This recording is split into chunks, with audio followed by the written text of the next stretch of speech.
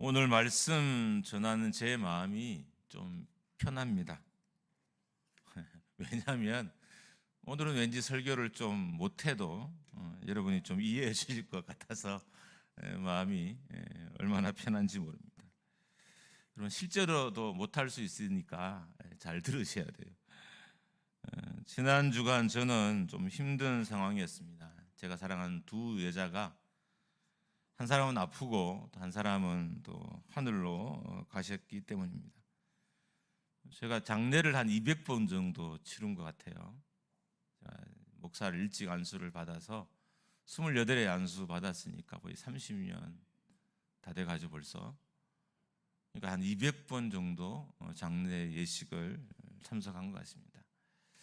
그게 우리 가족이든 성도든 간에 슬프지 않는 이별은 하나도 없었어요.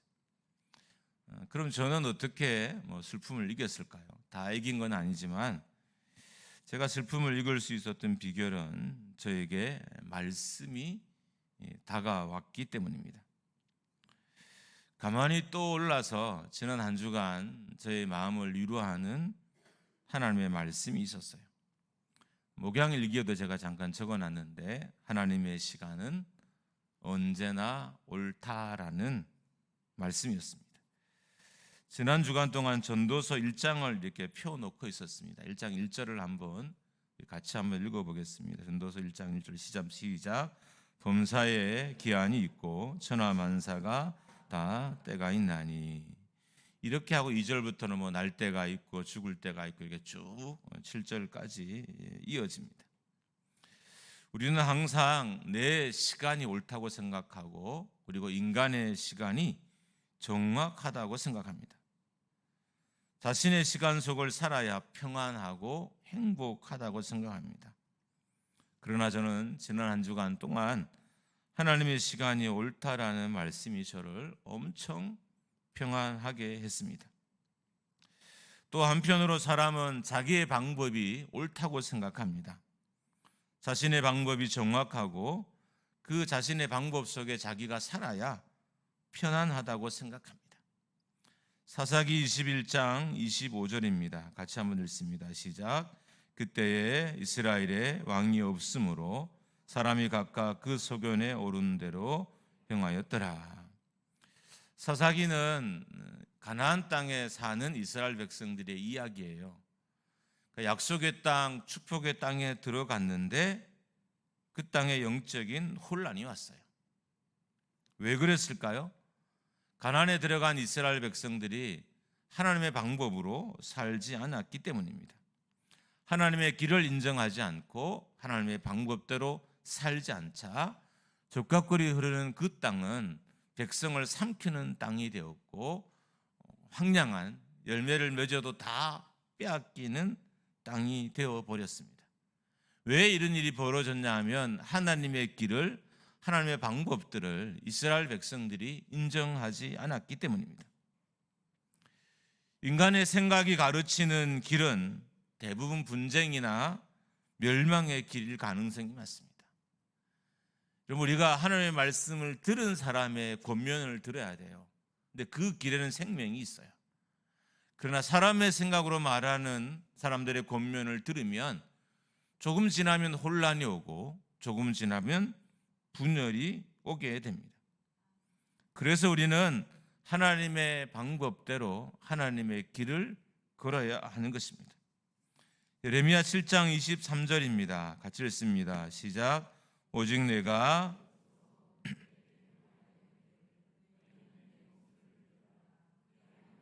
너희 하나님이 되겠고 너희는 내 백성이 되리라. 너희는 나의 명한 모든 길로 행하라. 그리하면 복을 받으리라 하였으나. 우리가 그렇게 갈망하는 복도 하나님의 길을 걸을 때 우리에게 임하게 되는 거예요. 여러분, 성도들이 내색을 안 해서 그렇지 예수 믿는 주된 이유는 축복이에요. 겉보기에는 하나님의 구원에 감사해서 예배합니다, 그래서 교회를 봉사합니다라고 말하지만 그 중심에 보면 하나님의 복을 기대하고 하나님을 믿는 성도들이 많아요. 굳이 나쁘다고 할 필요는 없을 것 같아요. 그런데 이 복도 언제 우리에게 임하느냐? 그 백성이 하나님의 길을 걸을 때 임하게 되는 거예요. 하나님의 길과 관계없이 오는 복은 하나님을 영화롭게 할 수 없더라고요. 하나님의 길을 걸을 때 오는 복이 결국 하나님을 영화롭게 하는 것입니다. 교회가 잘 되는 비결이 뭘까요? 교회가 하나님의 길을 걷는 것입니다. 성도가 잘 되는 비결이 뭘까요? 성도가 하나님의 길을 걷는 것입니다. 저는 개척자 정신이 좀 강한 편 같아요. 그래서 어려울수록 좀 더 도전의식이 더 많이 생기고, 문제가 힘들면 저는 정신이 더 쌩쌩하게 들어요. 사람들이 물론 저에 대해 잘 알 수도 있겠지만 모르는 것 중에 하나는 저는 생각보다 이렇게 약하지는 않습니다. 그래서 오히려 어려우면 더 힘이 나서 그 문제를 돌파해내려는 성향이 저한테 있어요. 그런데 이런 사람들, 약간 개척자인 거죠.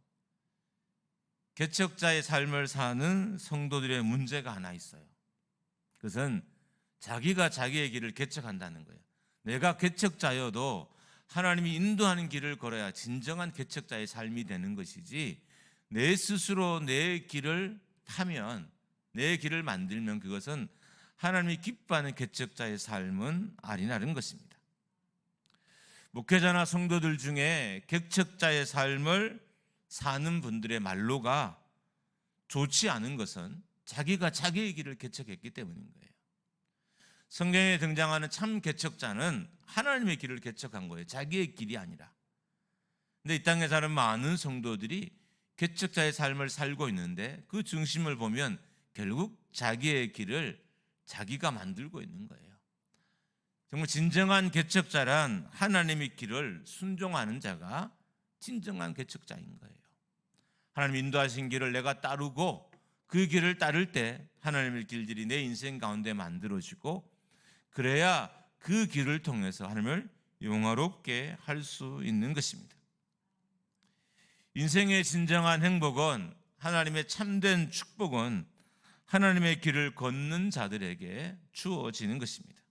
그래서 우리는 하나님의 길로 들어가야 돼요. 우리가 길을 잘못 가면 아무리 가도 목표를 도달할 수 없는 것처럼, 우리가 잘못된 길을, 하나님의 길이 아닌 내가 개척한 길을 걸으면 열심히 살아도 결국 그 수고가 헛된 것이 됩니다. 좀 부지런히 살지 않고 약간 게으르게 산 것 같지만 하나님 인도하신 길을 충성스럽게 따른 사람들은 결국 그 노년이나 그 말년이 되어서 하나님이 열어주시는 그 기쁨의 길들을 결국 걷게 됩니다. 하나님을 온전히 따르면 하나님은 우리에게 당신의 시간 세계로 우리를 인도해 주십니다. 우리가 하나님의 시간 속으로 들어가려면 하나님의 주권을 인정하고 하나님의 위대하심을 인정하고 하나님을 온전히 따라야 됩니다. 하나님을 온전히 따르면 하나님은 우리를 당신의 일하심의 세계로 우리를 인도해 들이시는 것입니다. 지난주는 오늘 본문인 신명기 32장과 그리고 잠언 1장 말씀을 새벽에도 묵상을 하고 수요예배도 말씀을 전했어요. 그런데 두 본문의 공통점은 모두 말씀에 대한 본문이었어요.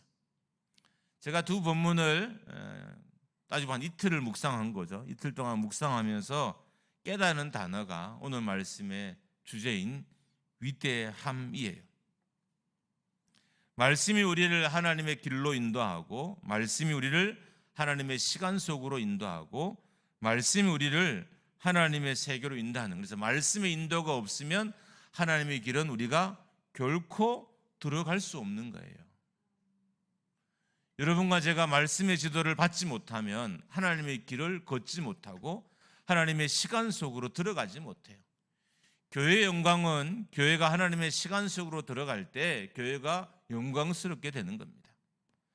성도의 영광도 성도가 하나님의 시간 속으로 들어가야 돼요. 그런데 어떤 것이 나를 하나님의 시간 속으로 인도하냐면 말씀이 나를 하나님의 시간으로 인도하는 거예요. 그래서 우리가 받은 말씀이 없는 사람, 깨닫고 묵상해서 내 삶의 정황과 딱 맞는 하나님의 말씀이 없으면 하나님의 시간과 하나님의 세계와 하나님의 방법 안으로 우리가 들어갈 수 없게 되는 것입니다.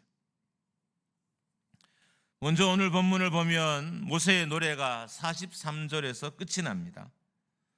43절의 노래가 끝이 난 후 모세는 이스라엘 백성들에게 마지막 교훈, 마지막 전할 말을 남기기 시작합니다. 46절과 47절인데 좀 길지만 같이 한번 읽어보겠습니다. 시작.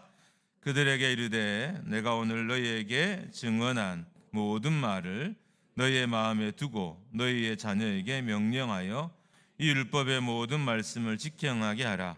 이는 너희에게 어떤 일을 아니라 너희의 생명이니 이 일로 말미암아 너희가 요단을 건너가 차지할 그 땅에서 너희의 날이 장구하리라. 이 두 구절을 통해서 죽기 전에 모세가 이스라엘 백성에게 자기의 백성에 남긴 메시지는 두 가지입니다. 첫 번째 메시지는 모세가 전한 말을 반드시 지켜 행하라는 거예요. 모세가 이스라엘 백성들의 전한 말, 광대하게는 율법이 될 것이고 이 율법의 말씀들을 마음에 담고 자녀들에게 명령해서 가르쳐 지키게 하라는 것입니다. 더 추가하면 마음에도 담고 삶에서도 행하라는 거예요.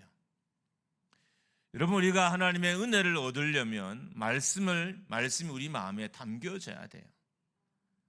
예배를 통해서도 우리가 은혜를 누리려면 말씀이, 그나 이 강단을 통해 선포된 말씀이 우리의 마음에 담겨져야 되는 거예요.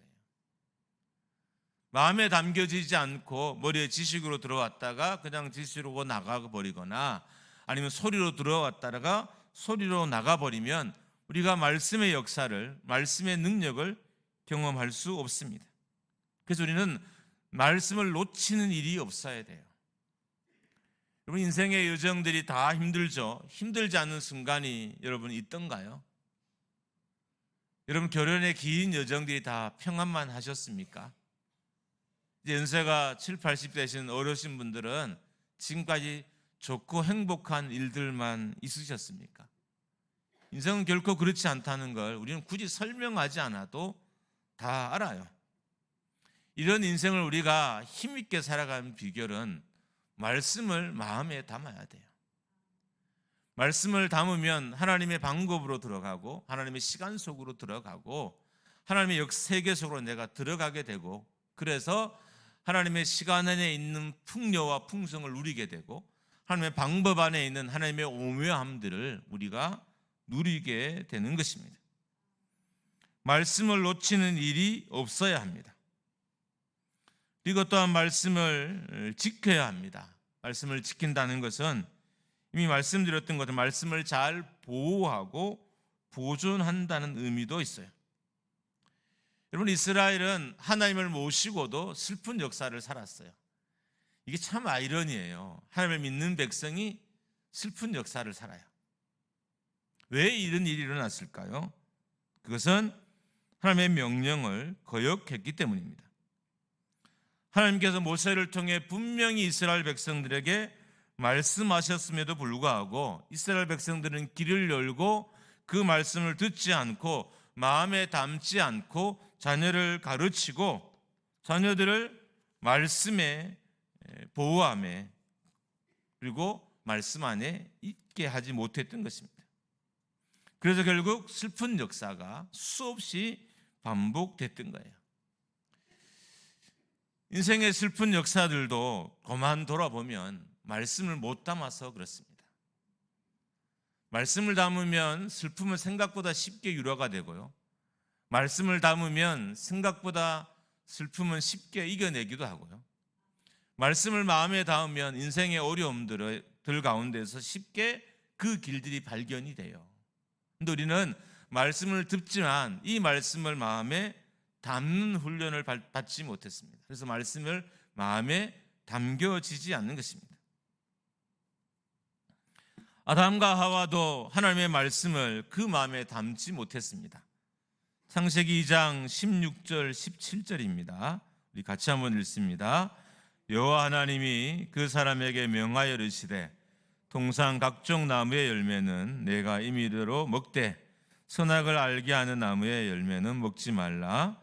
네가 먹는 날에는 반드시 죽으리라 하시니라. 선악을 알게 한 나무의 열매를 먹지 말라고 분명히 말씀하셨는데 이 말씀을 마음에 담지 못하는 거예요. 인생은 말씀을 마음에 담을 때부터 해결점이 시작이 되고요. 인생은 마음을 말씀에 담을 때부터 평안이 깃들기 시작하는 거예요. 우리는 말씀을 마음에 담는 훈련을 해야 하는 것입니다. 먹는 날에는 반드시 죽으리라는 말씀을 마음에 담지 못했던 거예요. 그래서 인생의 죽음이 왔고 인생의 고통이 온 거예요. 여러분과 제가 고통스럽게 인생을 사는 순간이 있다면 그것은 아담과 하와가 말씀을 마음에 못 담았기 때문인 거죠. 마음에 담아야 될 말씀을 담고 교훈으로 삼아야 될 말씀을 담고 길로 걸어야 될 말씀을 그렇게 걷고 본받고 행하지 못한 거예요. 그래서 사망이 온 인류 가운데 오게 되었던 것입니다. 여러분과 제가 겪고 있는 인생의 고통은 아담과 하와가 말씀을 그 마음에 담지 못했기 때문입니다. 말씀을 담지 못하면 고통이 와요. 고통이 만들어집니다. 그래서 어른인 여러분과 저는 말씀을 마음에 담는 훈련을 해야 돼요. 그럼 말씀이 담겼을 때 어떤 일이 있을까? 멈춤이 돼요. 말씀이 담긴 사람은 멈춤이 돼요. 화를 내려고 하다가 화가 멈춰지고요. 다투려고 하다가 다툼이 멈춰지고요. 악한 행동을 하려고 하다가 악한 행동이 멈춰지고요. 악한 말을 하려고 하다가 그 말이 멈춰져요. 말씀이 담겨 있으면 멈춤이 됩니다. 아담과 하와는 말씀을 그 마음에 담지 못했어요. 그래서 멈춰지지 않았던 거예요. 멈춰지지 않아서 결국 선악을 알게 하는 열매를 따먹게 되고 인류 가운데 죽음과 고통이 임하게 되었던 것입니다. 이스라엘 백성들에게 온 절망은 하나님이 모세를 통해서 말씀하신 말씀을 마음에 담지 못했기 때문입니다. 신앙의 절정은 언제 올까요? 신앙의 절정은 우리가 막 성령을 받고 방언을 할 때 외형적인 절정은 그때인 것처럼 보여요. 진짜 인생의 절정은 말씀의 위대함을 깨달을 때입니다. 저는 그게 큰 위로가 됐어요. 하나님이 나에게 계속 말씀의 위대함을 깨닫게 하시는 것은 어떻든 그냥 제 소망입니다. 내 장래의 길을 열어주셔서 하나님이 말씀의 위대함들을 내 목회 가운데 나타내려고 하시냐라는 마음을 내가 한 구석에 지금 가지고 있습니다. 신앙의 절정, 여러분 성령을 받을 때가 아니라 말씀의 위대함을 깨달을 때입니다.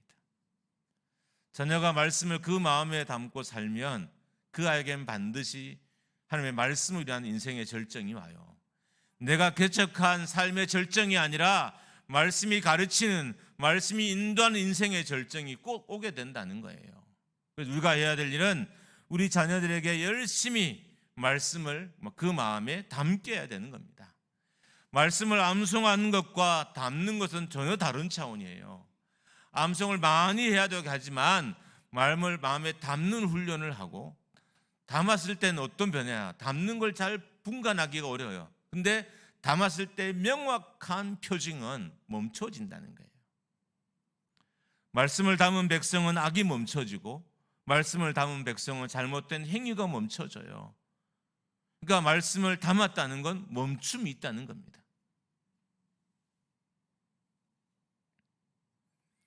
말씀을 깨달으려면 말씀을 마음에 담아야 하고요. 마음에 말씀을 담으면 말씀이 역사하기 시작하고 우리 삶의 곳곳에 그 위대함이 나타나기 시작합니다. 여러분은 지난주 무슨 말씀을 마음에 담으셨습니까? 하나님의 말씀이 담겨지신 마음으로 지금 살고 있습니까? 아니면 사람의 마음이 담겨진 마음으로 세상을 살고 있지 않습니까? 사람의 말이 담겨진 마음은 되게 힘든 마음이에요. 하나님의 말씀이 담겨진 마음은 영광스러운 마음이기도 하고 위대한 마음이기도 합니다. 그래서 우리는 말씀을 마음에 담는 훈련을 해야 합니다. 두 번째, 오늘 말씀을 지켜야 하는 것이 이스라엘 백성들에게 생명이라고 말합니다. 하나님께 순종하는 것. 하나님께 순종한다는 건 하나님의 말씀에 순종한다는 거죠. 하나님의 말씀에 순종하는 것이 이스라엘의 생명이라는 거예요. 47절 전반절에 보면 이는 너희에게 헛된 일이 아니라 너희의 생명이니. 그러니까 말씀을 지키는 것, 말씀을 마음에 담아 말씀을 지키는 것이 이스라엘의 생명이라는 거예요. 헛된 일이 아니고 헛된 투자가 아니라는 겁니다. 여러분, 우리가 잘못된 투자로 말미암아 손실이 얼마나 많이 있었어요. 주변에 어떻든 우리 성도들도 꽤 많은 손실이 있었더래요. 잘못 투자해서. 근데 말씀의 투자는 여러분 잘못될 일이 없다는 거예요. 세상의 투자들은 잘못된 가능성이 어마어마하지만 말씀의 투자는 잘못될 가능성이 없습니다. 말씀을 지키는 건 결코 헛된 투자가 아니라 우리의 영원한 생명, 우리의 영생과 관련된 투자 이런 거예요. 그래서 말씀을 마음에 담고 지켜야 하는 겁니다. 이로 말미암아 너희가 요단을 건너가 차지할 그 땅에서 너희의 날이 장구하리라. 말씀이 생명과 연관되어 있다는 것은 말씀을 좀 더 철저하게 지키라는 거예요. 말씀을 굳이 생명, 장수와 연관시키는 것은 말씀을 철저하게 지금보다 더 열심히, 더 부지런히 말씀을 마음에 담고 지키라는 것입니다. 저는 매일 아침 혈압약을 먹습니다. 먹지 않으면 죽을 것 같아서 저도 먹고 아내도 저를 강제적으로 먹입니다. 제가 안 먹는 날은 약봉지를 가지고 와서 먹이기도 하고요. 어떻든 먹어야 됩니다. 오늘 본문은 말씀도 그렇게 대하라는 거예요. 먹지 않으면 죽는 것처럼 대하라는 거예요. 마음에 담지 않으면 내 생명이 끝날 것처럼 말씀을 마음에 담고 그 말씀에 순종하는 삶을 살라는 거예요. 그러면 우리는 하나님의 시간 속으로, 하나님의 방법 속으로 들어가게 된다는 거예요. 하나님의 시간에는 말로 형용할 수 없는 풍요가 있고요, 하나님의 방법 안에는 말로 형용할 수 없는 길들이 있어요. 그래서 우리가 이 길들과 이 시간들을 누리려면 우리가 말씀을 마음에 담아야 합니다. 인생의 아쉬움이 뭘까요? 이제 저는 조금 깨닫습니다. 말씀을 마음에 담지 못한 거예요. 자녀를 잘못 키운 것도 아니고 어차피 저 혼자 하나님 앞에 서야 되잖아요. 그죠, 여러분? 여러분 혼자 하나님 앞에 서야 돼요. 그럼 하나님 우리를 뭘로 보실까요? 우리가 이 땅에서 얼마나 마음에 말씀을 담고 살았느냐를 보시겠죠. 그게 저 한 주간 동안 저를 이끌고 있었습니다. 말씀이 생명이라는 것은 말씀을 생명처럼 지켜야 한다는 의미입니다. 말씀을 생명처럼 여길 때 말씀의 위대함을 깨닫게 됩니다. 우리는 가족을 생명처럼 여기고 돈을 생명처럼 아낍니다. 그러나 말씀을 생명처럼 여긴 적은 거의 없을 수도 있습니다. 말씀이 생명으로 우리 가운데 역사하려면 말씀을 생명처럼 여겨야 돼요. 말씀이 능력으로 내 안에 역사하길 바란다면 말씀을 생명처럼 여겨야 하고, 말씀의 영광이 우리 교회 가운데 임하기를 바란다면 말씀을 생명처럼 여겨야 그 말씀의 영광이 이 제단 가운데 임하게 되는 것입니다. 말씀을 생명처럼 여길 때 우리는 그 가운데서 말씀의 위대함을 보게 될 것입니다. 말씀을 읽는 것 중요합니다. 말씀을 묵상하는 것도 중요합니다. 그러나 말씀을 생명처럼 여기는 것은 훨씬 더 중요합니다. 교회가 위대해지려면 말씀을 생명처럼 여겨야 됩니다.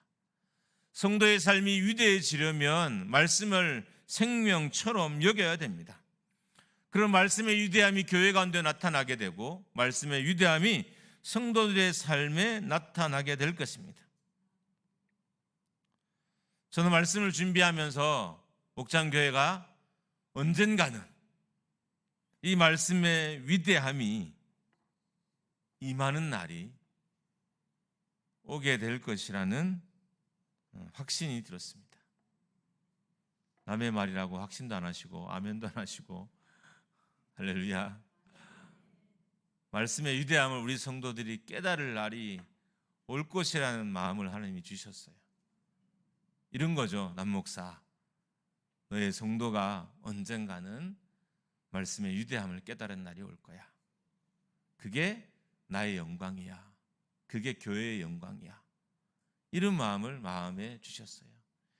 교회가 커지는 것 진짜 영광일까요? 커지면 좋겠지만 진짜 영광은 말씀의 위대함이 나타나는 교회예요.